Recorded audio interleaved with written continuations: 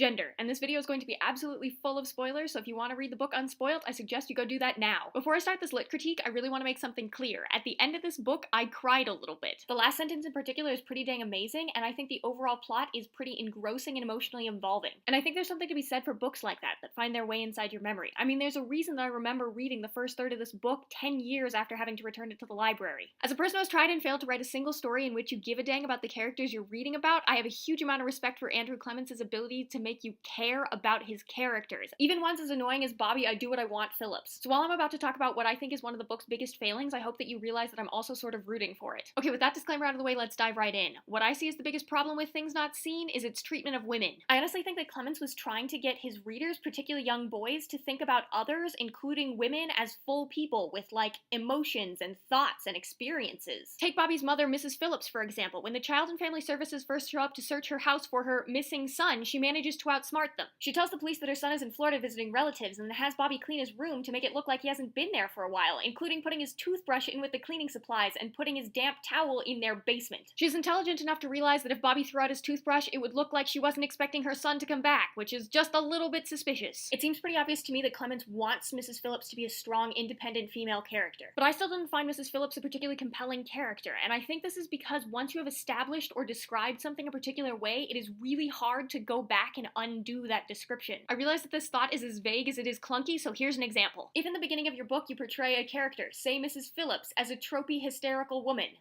especially if that portrayal is juxtaposed to her husband's more logical or clinical reaction to the same situation, in such a way as to completely undermine her rational or reasonable suggestions, or at least suggestions that are as rational and reasonable as could be expected under the circumstances, it may then be a tad difficult to show her as an intelligent, strong woman as she outsmarts government agents looking for her son.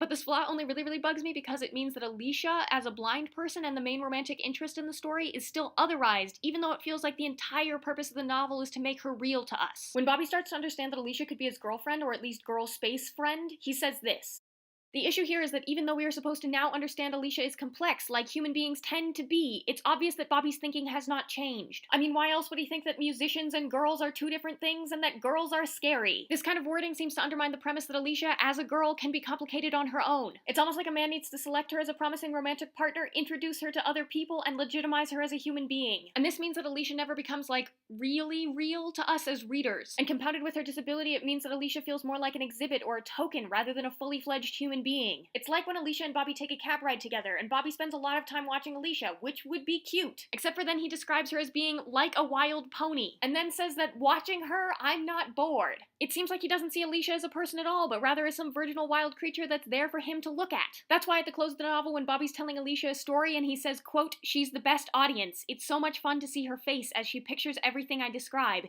It feels like he's essentializing her instead of appreciating her. And that's why I gave the book 3.5 stars out of 5. Well, I was not expecting this to be a 2-part miniseries, and I still have more to say, but I think I'm gonna leave it there for now. I'd love to hear some Reviewsday Tuesday chatter down in the comments, so let me know what you've been reading and what you've thought of it. And I'll see y'all tomorrow. Oop, my computer has definitely changed angles.